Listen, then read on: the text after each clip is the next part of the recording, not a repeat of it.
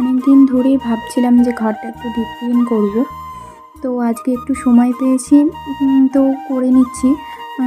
রান্নাবান্না হয়ে গেছে, তো আমি একটু সময় পেলাম, তো ভাবলাম যে আজকে একটু ঘরটা পরিষ্কার করে নিই। তো দেখো, এসেই আগে আমি বিছানার চাদরটাকে পাল্টে নিলাম। প্রত্যেক সপ্তাহে একদিন করে আমি চাদরটা পাল্টাই। তা হ্যালো এভরিওয়ান, তোমরা সবাই কেমন আছো? আমি তিথি। তো তোমরা কে কোথা থেকে আমার ভিডিও দেখছো আমাকে কমেন্ট করে অবশ্যই জানাবে। তো আমার খাটের পাশে যে টেবিলটা থাকে, দেখো সেটাও আমি পরিষ্কার করে নিচ্ছি। প্রচণ্ড ধুলো জমেছিল, আর ঘরের জিনিসপত্র যদি ধুলো জমে থাকে না, একদম ভালো লাগে না, মনটা কেমন খিচিবিচি করে।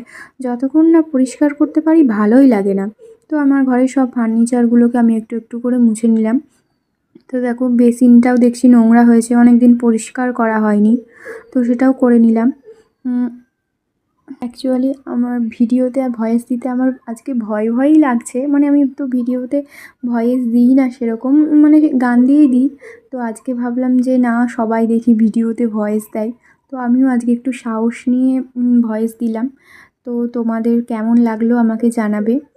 আসলে ভয় কেমন একটা লাগে, যারা ভয়েস দেয় তাদের তো ওটা অভ্যাস হয়ে গেছে, বাট আমরা তো দিই না, তো কেমন একটা লাগে দিতে।